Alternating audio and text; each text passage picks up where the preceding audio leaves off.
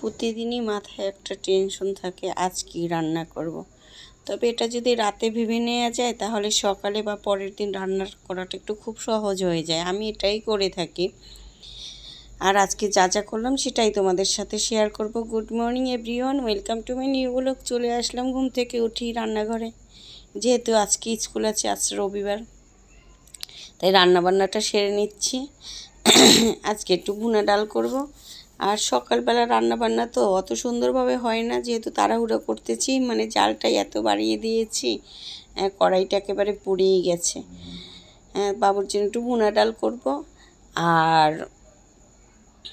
একটু আজকে বাঁধাকপি দিয়ে মুরগির মাংস দিয়ে রান্না করব, সেটাই তোমাদের সাথে শেয়ার করব। এই যে হয়ে গেল ডালটা কষানো, এখন একটু জল দিয়ে দিচ্ছি, ঢেকে রাখবো, তাহলেই হয়ে যাবে। এটা একেবারে সহজ রান্না। তবে আজকে গ্যাসটা ছিল, সন্ধ্যার পর দেখলাম যে গ্যাসটা আবার কমে গেছে, মানে গ্যাসের অবস্থা বলা যাচ্ছে না, এই আছে আবার এই যায়, এই একই অবস্থা হচ্ছে।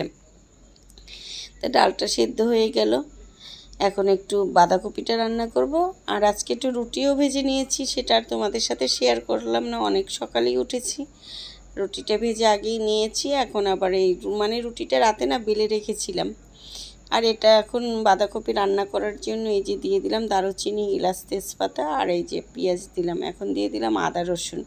আগে মাংসটা একটু কষিয়ে দেবো, মানে অল্পই দেবো, অত বেশি না, যেমন চিংড়ি মাছ সবজির ভিতর দেয় না সেই টাইপের। এই যে এখন কিছুটা মাংস দিয়ে দিলাম, বুকের মাংস, যেহেতু এটা বাঁধাকপি দিয়ে রান্না করব, তো হাড্ডি হলে ভাল লাগবে না। তো মাংসটা একটু কষিয়ে নিয়ে তারপরে বাঁধাকপিটা দিয়ে দেবো। এই যে একটু ভালো করে কষিয়ে নিচ্ছি। এখন যেহেতু একটু বাঁধাকপিতে একটু আলু না দিলেও ভালো লাগবে না, তাই একটু কয়েকটা আলুও দিয়ে দিলাম। এটা দিয়ে একটু ভালো করে কষিয়ে নিচ্ছি। আর এই রান্নাটা দিদির বাসায় আগে করেছি, দিদি রান্না করছিল একদিন, ওটা খেয়ে ভালো লাগলো, তাই আমি বাসায় করিনি। মনে করছিলাম দীপের বাবা পছন্দ করে কিনা, পরে সে বললো যে না, ভালোই হয়েছে। এই যে এখন বাঁধাকপিটা দিয়ে একটু ঢেকে দিলাম, তা ঢাকনাটা উঠিয়ে দেখলাম যে অনেকটাই জল বেরিয়েছে। মানে আজকালকার বাঁধাকপিগুলো ভালোই, মানে এটা নতুনই চাষ হচ্ছে, এই কারণে এটা মানে নরমই থাকে, তাড়াতাড়ি হয়ে যায়। আর একটু মরিচও দিয়ে দিলাম, কারণ ওই মাংসটা যখন কষিয়েছি তখন একটু কাঁচা শুকনো মরিচ দিয়েছিলাম, মানে শুকনো মরিচ বলতে মরিচের গুঁড়ো। আর এখন এই যে কফিতে দিয়ে দিলাম আবার দুটো কাঁচা মরিচ, একটু কমই দিলাম, যেহেতু দীপ আবার বাঁধাকপিটা খুব পছন্দ করে। আর আজকে একটা মজার ঘটনা হলো কি, আমি সব সময় রান্নায় প্রথম আগে লবণটা দিয়ে থাকি, কিন্তু ওই যে সকালবেলা না একটা তাড়াহুড়া আজকে লবণটা দিতে আমার মনে হয় নেই। আর এই যে এখন একটু দিয়ে দিলাম ঘি আর গরম মশলার গুঁড়ো।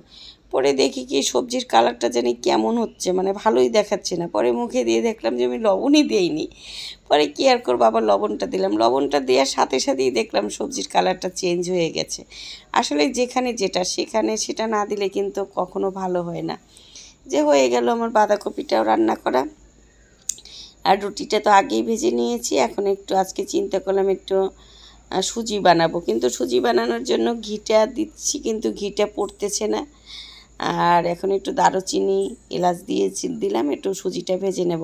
মানে ফ্রিজে ছিল তো, ঘিটা এত শক্ত হয়ে গেছে, পরে চিন্তা করলাম যে কিছুটা ঘি বাইরে রাখতে হবে, না হলে না দেওয়া যায় না।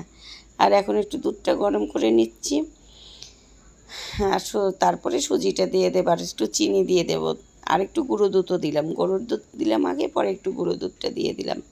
আর এই যে এখন চিনিটা দিয়ে দিলাম, চিনিটা দিয়ে একটু জাল করে, আর ওই যে দারুচিনি এলাচটা মনে করলাম যে আগে একটু দিয়ে দিই, পরে দেখলাম যে চিনিটা একটু কম হলো, আবার একটু চিনি দিয়ে দিলাম। আর এই যে এখন সুজিটাও দিয়ে দিলাম, হয়ে গেল সুজিও আমার।